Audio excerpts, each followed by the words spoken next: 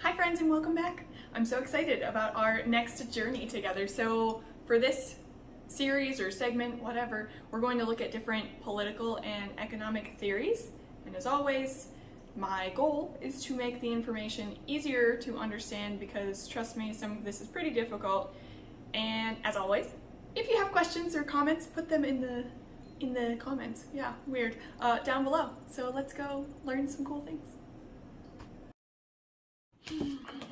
Welcome back, comrades. I'm so excited about this. We're finally going to finish this book. This is part 3 of Mutual Aid by Dean Spade. So this is literally half the book. I moved the bookmark so I can't show you, but this section was the largest section. So just keep in mind that this is extremely condensed. There's not going to be a lot of nuance here. So let's get started. Main points.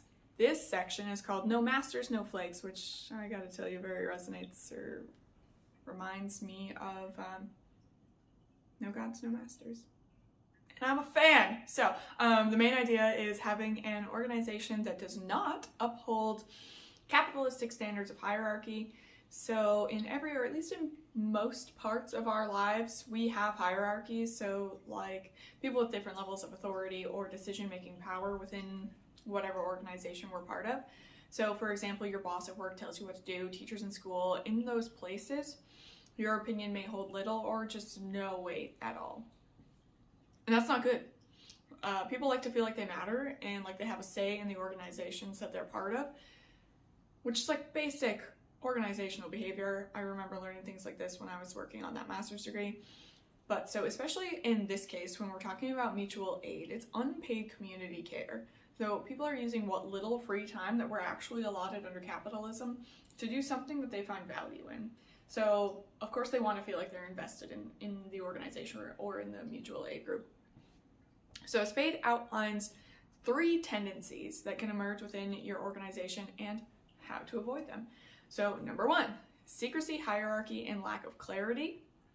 2, overpromising and underdelivering, non-responsiveness, and elitism. And 3, scarcity, urgency, and competition. So let's get into it. Group culture is really important. So every group has their own distinct culture. Like think of any group you've ever been part of. They all have different dynamics within the organization, and your mutual aid group will too, because the people that make up your organization are going to be different than the people that you interact with it in any other organization that you may be part of. So it's important to talk about what kind of culture you want to have with your organization and always be open to having that conversation even years down the road, because membership is always going to be changing. So again, we go back to that idea of like constant evaluation and analysis of what your goals are, how your group is working together, who are you helping, etc. Make decisions together. I will always rant about this even on my deathbed.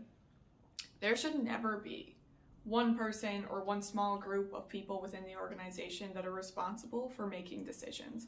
So Spade has a term for this, and it is called conscious decision making.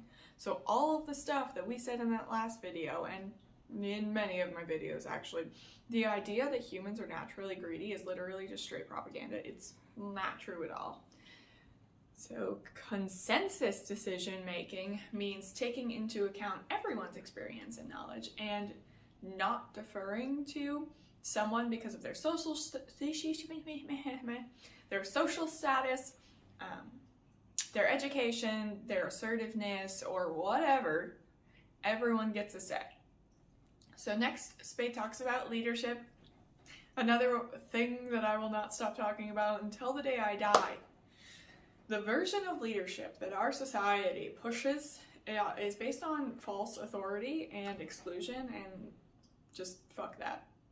So if you are not empowering the others in your group to learn new skills and to take on leadership roles themselves, you are not a leader.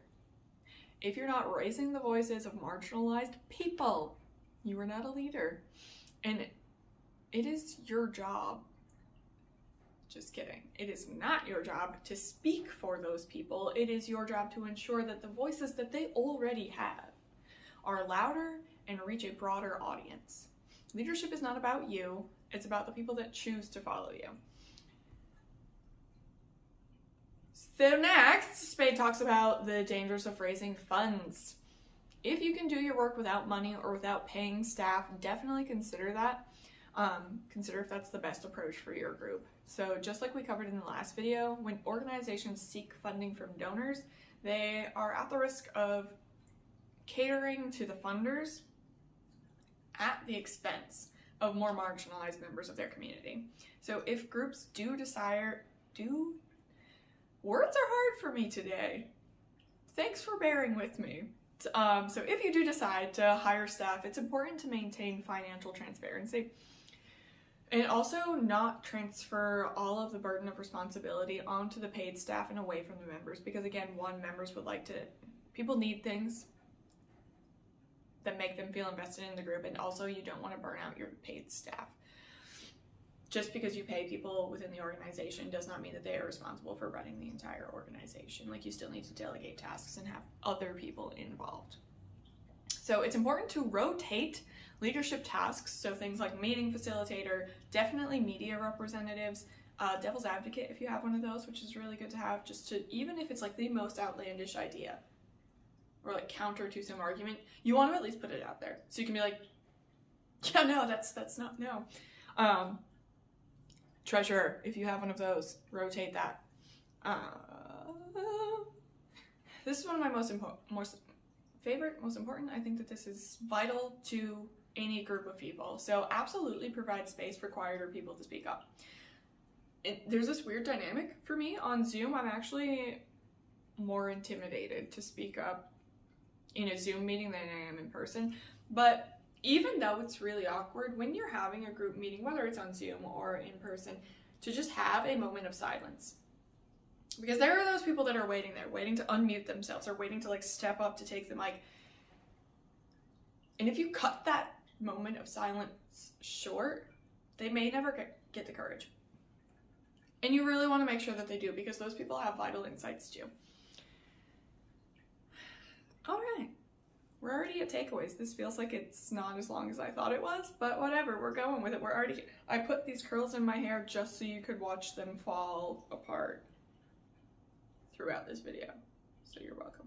Okay, so I highlighted, that's why I moved the bookmark, some of the indicators of burnout that Spade lists, and I'm just going to discuss them. Some of them relate to things that we've already talked about in this video, or one of the first two, and some of them are going to relate to what I have to say after this. So Spade talks about how we do this work to heal not just ourselves but our communities, and that both of those are crucial. So many of these things are going to be hard for you as an individual with your personal life history that actually brought you to this point where you're ready and willing to engage in this kind of work. So remember, we're all learning to be better. That's why we're here. And probably these specific items that I'm about to go over stuck out to me because they're things that I've struggled with myself. There's a great list though, even if these don't resonate with you, there's a lot more in here. Okay, yeah, I did start on this page. So the desire to endlessly be given credit for your work, that one's coming up. So stay tuned for what I have to say on that. Desire to take on tasks and responsibilities in order to be important to the group, or, and this is the part that I actually highlighted, to control outcomes. I am a bit of a control freak. For those of you that know me personally, you're well aware.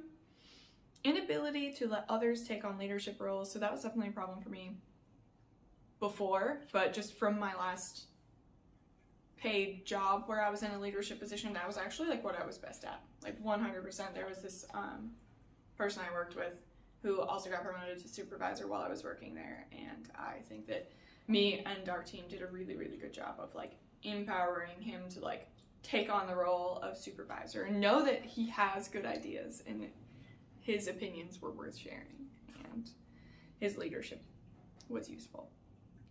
It was very fun. I enjoyed that. So hoarding information. Yeah, just don't do that. That's so silly. A life into feeling that it must be done the way I do it. Again, a thing I am definitely improving on, but I hate this phrase because it's disgusting, but more than one way to skin a cat, right? Just because you do something one way does not mean it is the only way or even the best way for something to get done. So just understand that everybody's brain works differently, and if somebody has a different way that works better for them, it is not your job to say whether it is right or wrong. So over-promising and under-delivering, which can lead to feeling fraudulent and afraid of being caught so far behind. So I'm still terrible at this. Absolutely awful. If I think that I'm not meeting the standards that either I've imposed on myself or somebody else has given me, I will just disappear. Like, that's it. I'm done. Just rebel in hiding. It's not good. We're definitely gonna work on that. So, and then the last one I have here is shame about experiencing all of the above. And yeah, shame. Shame is, I think, back to Preventing Violence by James Gilligan, the biggest contributor of violence in our society, and also for myself, like one of the reasons that I do that, where I just hide from things that are scary to me, because it is like, it feels like too much pressure, or I've said that I'm capable of doing more than I am, and so then to avoid being seen as lacking, I just disappear. You can't hate me if I'm not there, I guess. Who knows? So yeah, it's not just about helping your community, we're also helping ourselves, better ourselves at the same time. So, final thoughts. Spade mentions this previously in the book, but I saved it for here because that's how important I think it is. So plugging new people into suitable roles as soon as possible. Like, I've tried to volunteer with so many organizations, and there always just seems like there's no place for me. Like, a lot of times it's really hard to plug into these things. And I'll give you a lot of those, like, leading up to the recent years of my life have been like larger liberal organizations, and so that might have something to do with it. But just if you are working with a mutual aid group or like a smaller locally organized conglomerate of people, keep that in mind. People want to feel like they're doing something, and they don't want to have to try to go out of their way to feel like they belong within your organization. One of my last soapboxes for this video. Be humble. And I know that we all, like, words are subjective and we have our own interpretations of what that means. But so for me, that means exactly like I said earlier in this video, leadership is not about you or what you have to say or what you can accomplish. It's about what you can do for the people that follow you. How can you raise them up into the spotlight to feel empowered and to share their skills, their insight, their creativity, because that is the point of being human. Also, being humble means not taking credit for things. Like, don't do things so that you can prove you're a good person. Do things because it helps other people. Do things and never tell someone about it. You don't need to tell everybody that you donated to this organization or that you bought somebody lunch because they couldn't. Be good in silence.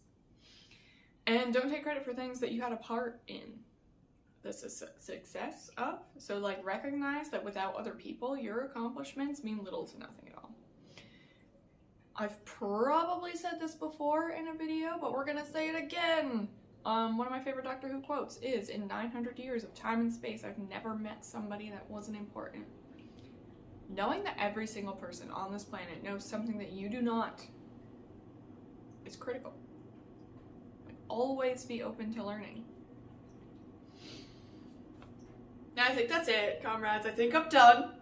So thank you for watching, and thank you for learning with me, and thank you for the work that you do in your community. Thank you for being you and sharing what you have with the world, and thank you for working on yourself as an individual to be better for ourselves, our families, our friends, and our community. Until we figure out what our next project is, which I'm pretty sure is going to be a video about the different forms of justice. Go forth and do good things, my lovelies. So the last part of this book is literally half the book. Oh, I forgot I moved the bookmark. Just kidding. Ignore that.